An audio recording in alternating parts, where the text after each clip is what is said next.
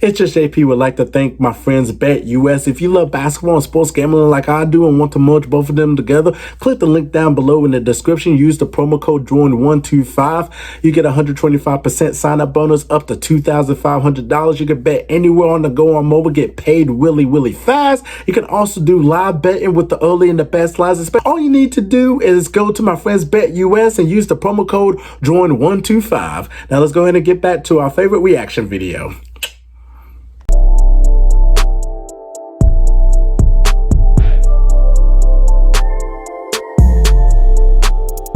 What up, JP Nation? It's your boy JP. Today we are reacting to Creighton Quarley's Making the Case video. This time we're going to be doing the greatest teams of all time. I've been doing individual players like Tim Duncan, Wilt Chamberlain. If you haven't checked them out, please check them out in the Making the Case video by Creighton Quarley. Shout out to him. He's making awesome Making the Case videos. So when you think about the greatest teams of all time, you think of the 96 Bulls, you think about the 87 Lakers, the 86 Celtics, the 01 Lakers, the Golden State Warriors of 2017 or 2016 Golden State Warriors, and so on and so on and so on. Today we're going to be reacting to the 2017 Golden State Warriors, where they signed KD that summer after losing in the finals to the Cleveland Cavaliers after they won 73 games, and they beat the Oklahoma City Thunder in the Western Conference Finals that year. So KD joined Golden State as he developed into a much better player. They can add like isolation and everything, and love the free-flowing offense with the ball movement and everything, and the unselfishness of the players too as well. You still have your core of Steph, Draymond Green, and Klay Thompson, and they still won the championship that year with KD winning Finals MVP. So we're going to take a trip down memory lane on the 2017 Golden State Warriors. If you're new, please subscribe down below to It's Just JP for more basketball content. Click the notification bell. You will know when my next upload is. Comment down below and tell me what you want me to react to next. On the way to 2,000 subscribers. Please subscribe down below. Let's make it the best basketball reaction channel right here on YouTube. And without further ado, let's go ahead and get into the video. What's the goal of basketball? To win, right? But not just to win individual games. The ultimate goal is to win a championship. Of course, basketball is a team sport. Championships are won by the most complete, most inspired team. Every champion deserves credit, but the question on my mind is, who's the greatest team of all time? With apologies to Bill and Wilt, I have a list of 8 teams since 1970 that I want to look at as having a claim to that distinction. It is a loaded question, and one that I ultimately can't answer. Is it the teams that were front runners from beginning to end? The ones who were unbeatable at their peak? Maybe the ones who tapped into something special and overcame countless obstacles? There is no right answer. It's your job to make your own call. And it's my job to make the case. So today, I'll be making the case for the 2017 Golden State Warriors as the greatest basketball team of all time.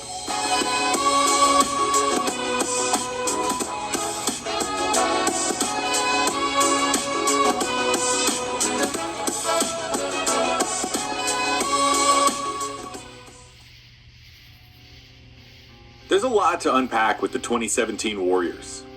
I think that the first thing I should do is acknowledge my own bias. I don't normally do that in these videos. I try really hard to present each case with as little of my own personal preference as possible. But I think it is important for this team that you know I did not enjoy these Warriors. I lost a considerable amount of interest in the sport of professional basketball because of them. And when I did watch, I was usually actively rooting for them to lose. Some of you might ridicule me and call me a hater for that.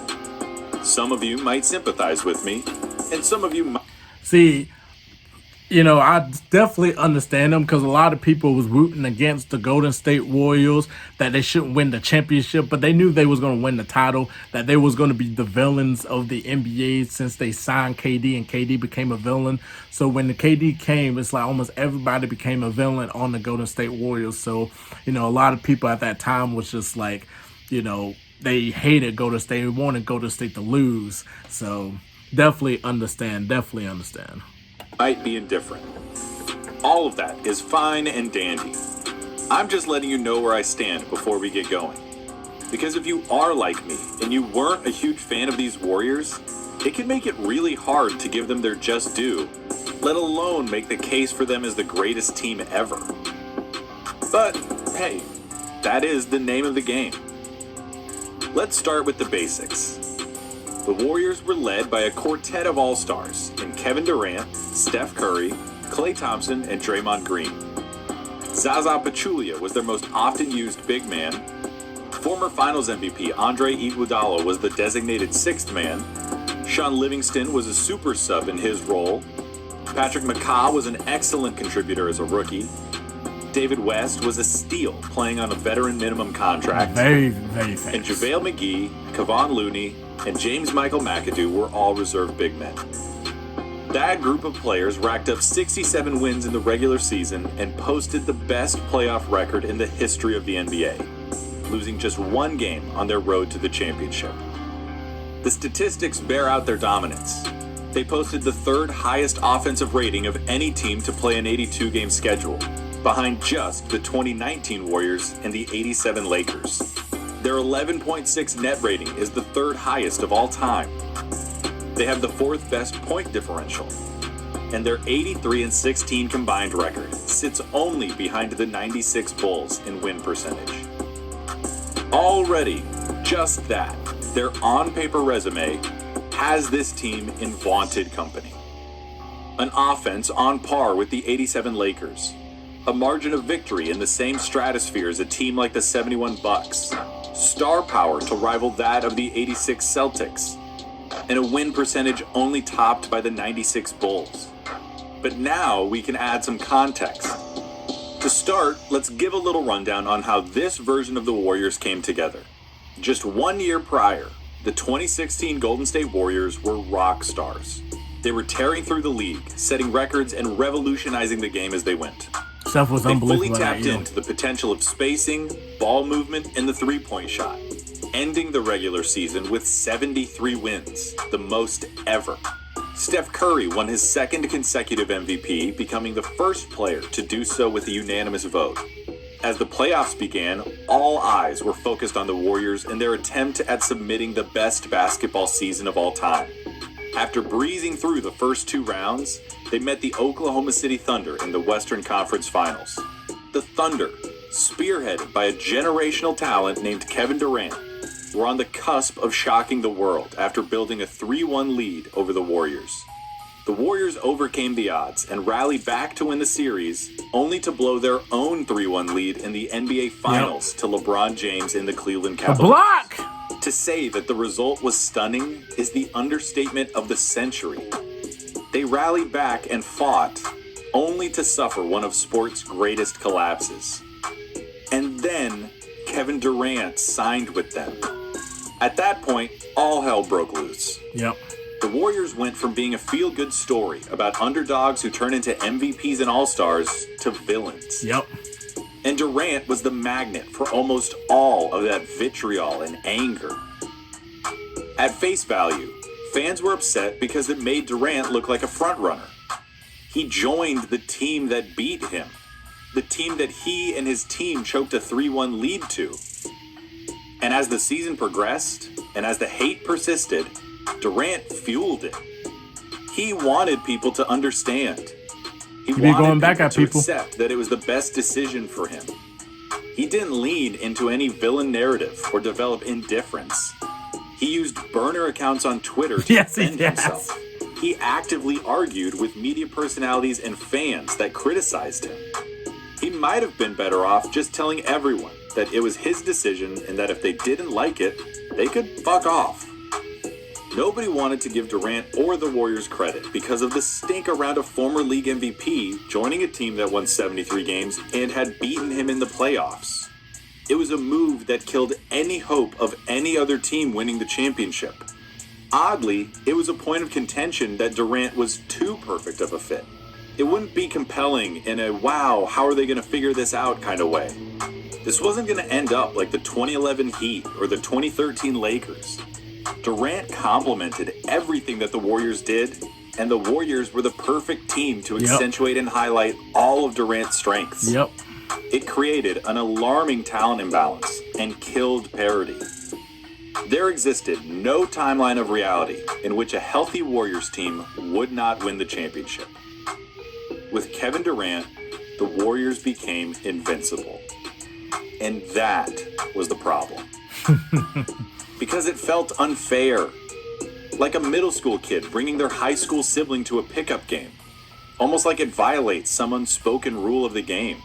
Yeah, I'll play you and your friends. If you guys just happen to be better than us, you're better than us. If you kick our ass, you kick our ass. But now you've stacked the deck. Of course we're gonna lose. Admittedly, it's a silly problem. It's whining and bitching done by the group of people who have the least amount of say in the outcome of sports. It's a problem reckoned with entirely by the audience. It shouldn't and doesn't matter to a professional sports team if the audience doesn't like them or thinks that they're too good. But it begs a larger question, and one that I don't think has an answer. What do we want? What do fans want? Do we want parity? The Lakers, the Celtics, the Cowboys, the Patriots, the Yankees. Leagues are defined by and sustained by their most successful franchises. So do we want dominance? The college football playoffs and UConn women's basketball both stand as testaments to the fact that too much ass kicking tends to lose its attractive luster. So do we want underdogs? Do we want comebacks? Loyalty? Do we want a compelling narrative? And when athletes have a choice and a say in the matter, as LeBron James once asked, what should they do? Should they do what we want them to do? How can they, when we don't even know what the hell we want? Kevin Durant did what he wanted to do. He joined the Golden State Warriors because he wanted to. Because he thought it was the best move for his career and for his life. Maybe he won't say it, but I will. If we didn't like it, we can all fuck off. So with that mindset, can we finally talk about how good this Warriors team was? Because damn, this Warriors team was good. You know what else is good? Will. My segues. And the sponsor of this video, NordVPN. If you've been on the internet for any amount of time, you know that it can be a spooky place. We all know to be careful with our clicks, but these days, even our best friends at Facebook are looking a little shady. And that is why you need NordVPN. You've been around, you know what's up. NordVPN creates a virtual private network. And Parasite? Check out some other sites. Great deal, I use it all the time, and Hurry. So if you're not completely satisfied within the first month, you get your money back. Huge thanks to NordVPN for their support and a great product. The face of the Warriors was and likely will always be Stephen Curry. Yep. He's a franchise cornerstone on par with Tim Duncan, as accommodating and low ego as any superstar to ever come through basketball. Facts. He has the sickest handles outside of Kyrie Irving in the league today, has developed into a great finisher around the rim with either hand. Yes. Moves off the ball so effectively and consistently that he's become a textbook case, and imparts a sizable, observable gravitational effect on the game. Yep. He is the greatest shooter in basketball history, Yes. and it isn't even close. No. He takes the most threes of anyone ever, and makes them more accurately than almost anyone ever. He is a fearless shot taker, possessed by an understated self-assurance that, in any other player, would look like insanity. His ability to shoot from almost literally anywhere, over any kind of defense, on the catch or off the dribble, has made Steph the demigod of one of basketball's fundamental techniques. For generations, the most lethal weapon in NBA history has been Kareem Abdul-Jabbar's sky hook. Still is. There's a good reason. It was a nigh unblockable shot that has never been replicated. Nope. The surest 2 points in basketball ever. Yep. As effective in 1969 during his time as a UCLA Bruin as it was in 1989, 2 decades later, as a Los Angeles Laker. It is still the gold standard. Yep. Steph's three-point shot might be silver. It is similarly unstoppable, similarly irreplicable.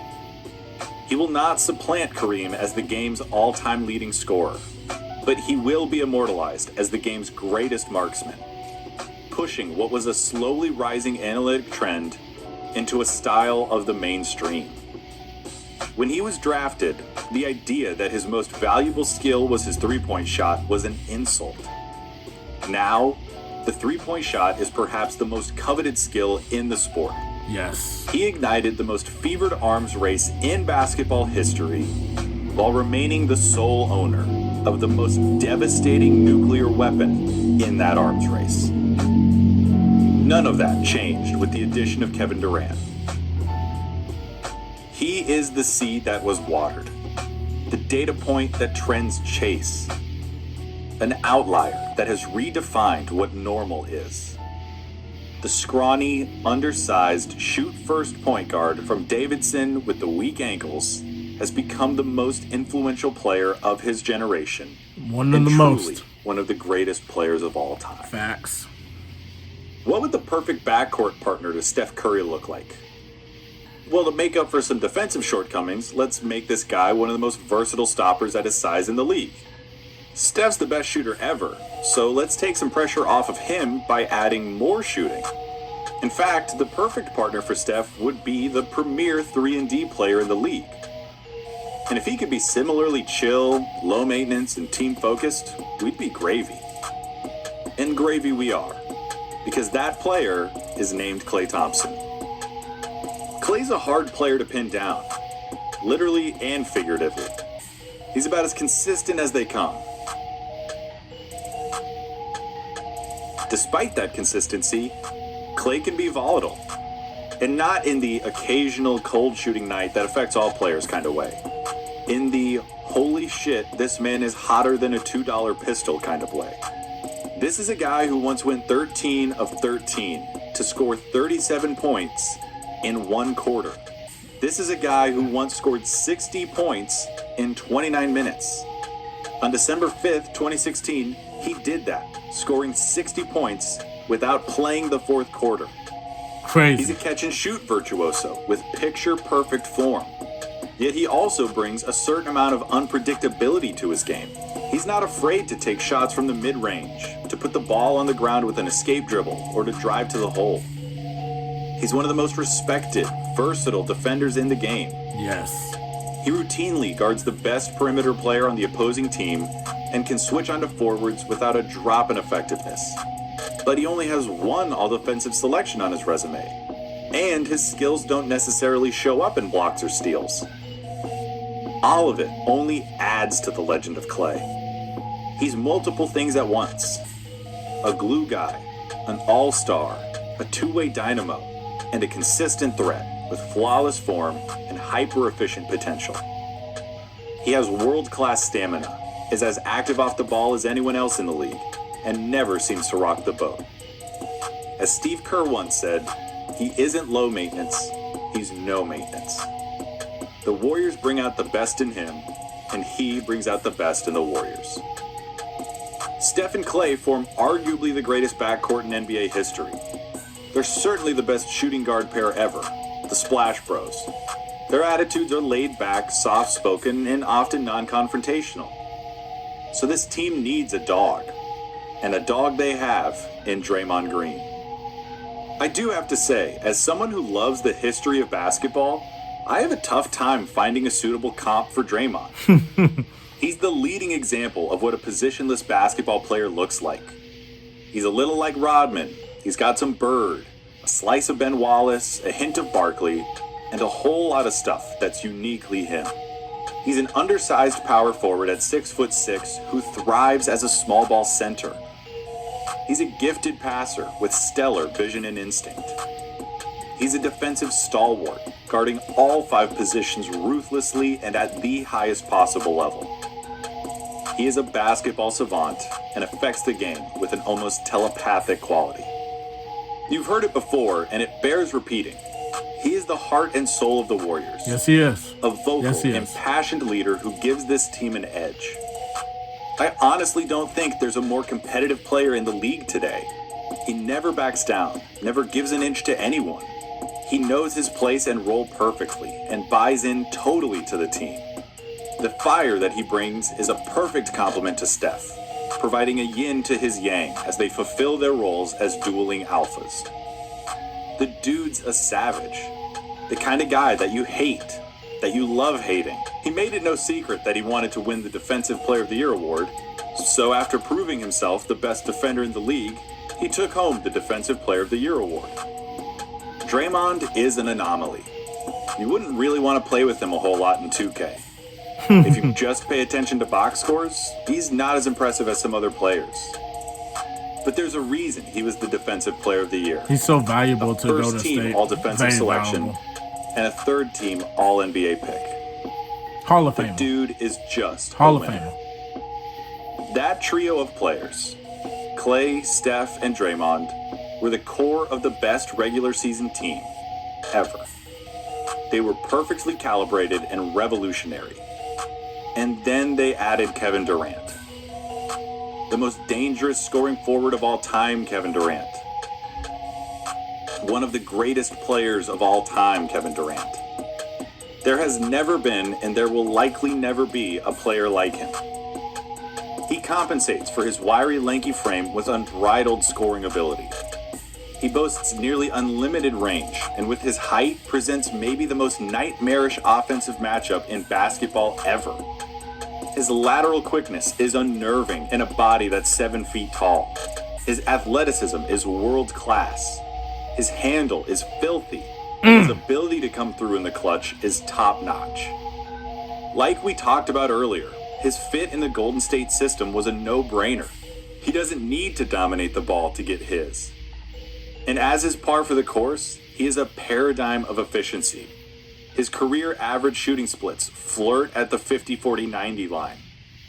Much was made of the fact that someone would have to sacrifice on this Warriors team to accommodate Durant. Instead, Durant was the one who made the greatest adjustment. Aside from his rookie season, his scoring average dropped to a career low 25 points per game. Those points, though, came at a career high field goal percentage. The floor was as open as it had ever been for Durant, his opponents unable to key in solely on him. He was no longer relied on to be the team's dominant scoring option. And when he needed to step up, he was unassailably the best player on the Warriors. In the finals, against a superb Cavs team that hit its stride in the playoffs and ran through the East, he went toe-to-toe with LeBron. Yes, he did. And put up outrageous, eye-popping figures, That was a hitting the great series dagger in Game 3 over his rival. Great game. The synergy of these four stars was dominant, unstoppable, immaculate basketball. If they weren't already, the Warriors became the model franchise in basketball, and their roster became the template for the league that we see today. All the buzzwords that flood airwaves and dominate columns are epitomized in these Warriors. Versatility, spacing, adaptability, shooting, analytics, and so on. In a very real way, the 2017 Warriors were the culmination of the two most prominent trends of that decade. They embraced analytics and positionless basketball. Teams are leaving no stone unturned in their pursuit of the next Steph and Draymond. And they also reaped the most extreme reward of the player empowerment movement. Durant's move to the Warriors has little precedent and is unlikely to ever be repeated. No. Imagine if Hakeem had joined the Bulls, or if Moses Malone had joined the Celtics. That is the type of unreal, history-altering weight that this roster walked into stadiums with. Basketball cares about, is driven by, and has outcomes dictated by its stars more than any other team sport. This is not news, but it is imperative to understanding the strength of this Warriors team. Yes, the 0-1 Lakers had the best 1-2 punch ever in Kobe and Shaq. Yes, the 87 Lakers had two of the 5 best players ever in Magic and Kareem. The Bulls had the GOAT and Pippen. The 86 Celtics had 3 guys on the 50th anniversary team. But this team, for my money, has the most star power of any team since the heyday of Bill Russell's Celtics. And it wasn't just that this team was threatening on paper. They were downright unfair when the games got started. We've barely mentioned the fact that their 6th man is one of the elite wing defenders ever. that Andre Iguodala is such a game changer on that side of the floor that he won a Finals MVP award because he was tasked with guarding LeBron James. The fact that Sean Livingston, as Shea Serrano would say, would back you down into the core of the earth itself He was and a great swish a turnaround jumper right on top of your head. Wow. Are their big men very impressive? Not really. They're average at best. And that's fine, because that's not the way the Warriors play. When they need to come through, when they're tired of messing around, Steve Kerr opens up the safe and breaks out the secret weapon. It has a couple names. The Death lineup, the Mega Death lineup, the Hamptons 5, whatever. Steph Curry, Klay Thompson, Andre Iguodala, Kevin Durant, and Draymond Green. That 5-man lineup outscored opponents by 23.4 points per 100 possessions. Crazy. What would you do to stop them? It's not as simple as just saying, well, if you're the Bulls, you stick MJ on Steph, Harper on Klay, and Pippen on Durant. They are so creative, so active off the ball, and such a good passing team that those assignments would be forced to switch, then switch again, then switch again. Hey, who would you go with into winning a basketball game between the 96 Bulls versus the 17 Warriors? Because that's been a big debate. Who would you do? The 96 Bulls or the 17 Warriors? Please let me know in the comments. The efficiency and lethality of the Warriors' ball movement and shooting is such that you cannot make a mistake. You have to play the most star-studded roster of the past 50 years perfectly for 48 minutes defensively. And then, how will you still have enough gas in the tank to put points up? The weakness of this small ball lineup of death is in the event of an all-time center. Yeah, they probably couldn't go small for long stretches against a team with Shaq or Kareem on it. They'd give up some twos and some offensive rebounds. But still, that's just one guy. If the Warriors did go small against Shaq, who the hell is he going to guard? Is he going to try to follow Draymond around? The Draymond who pushes the ball off the court like Larry Bird, setting screens, rolling to the basket, and dishing assists to the corners?